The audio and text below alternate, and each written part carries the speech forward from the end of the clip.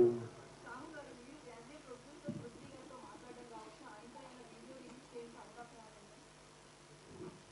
ఇప్పుడు అది సినిమాకి సంబంధం లేని టాపిక్. ఫస్ట్ థింగ్ ఇప్పుడు ఏంటంటే మన హీరోగా చెప్పినట్టు ఆయన సారీ చెప్పారు. మా స్టేజ్ మీద జరిగింది కాబట్టి వీఆర్ రెస్పాన్సిబుల్ కాబట్టి అది మేము బాగా తీసుకున్నాం. ఇక పక్క వాళ్ళు ఏం చేస్తాం ఏంటనేది వీ హ్యావ్ టు సీ. దాని మీద ఇప్పుడు నేను కామెంట్ చేయలేము, ఎందుకంటే అది మా ఈవెంట్ కాబట్టి మా దాంట్లో జరిగింది కాబట్టి we are saying sorry for that. ఆయన రియాక్షన్ ఏంటి, ఆయన ఏం చెప్తారు అనేది will leave it to him.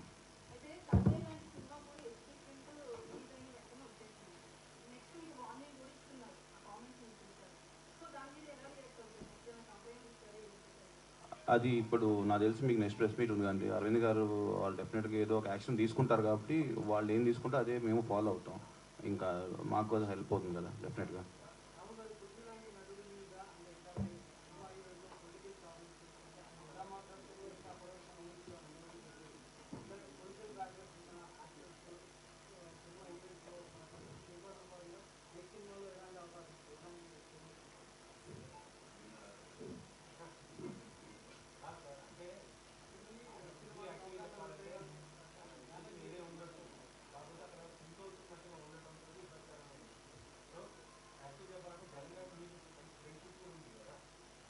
అలాగా సార్, ఇప్పుడు ఆయన కమెంట్ చేశారు, ఆయన కమెంట్ మీద నన్ను రెస్పాండ్ అవ్వమంటాం తప్పు కదా.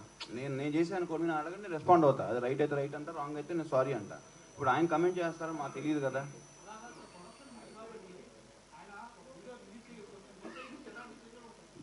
సినిమా ప్రొడక్షన్ మాత్రమే మాది సార్, ఆయన ప్రొడక్షన్ మేము చేయలేదు, నార్మల్గా చెప్తున్నాం.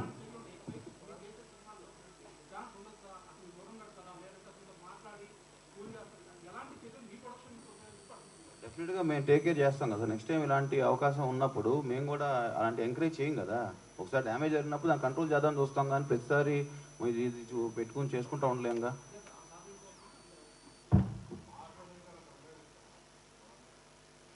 సార్ ఇవన్నీ చేసుకోం సార్, మా సినిమా ప్రమోషన్ చేసుకొని సినిమా రిలీజ్ చేసుకుంటాం సార్. మీరు పెట్టి తీయండి సార్, ఓ 30-40 కోట్లు సినిమా, నేను హ్యాష్ ట్యాగ్ పెట్టి బాయ్కాట్ అని రాస్తే మీకు ఎంత ప్రమోషన్ ఎంత కమ్మగా ఉంటుందో నేను చూస్తా సార్. మీరు ఏమన్నా మాట్లాడతారు సార్, మీ 1000 రూపాయలు కూడా లేవు ఈ సినిమాలో, మీరు ఇష్టం ఉన్నట్టు పాస్ కాస్ చేస్తారు కమెంట్.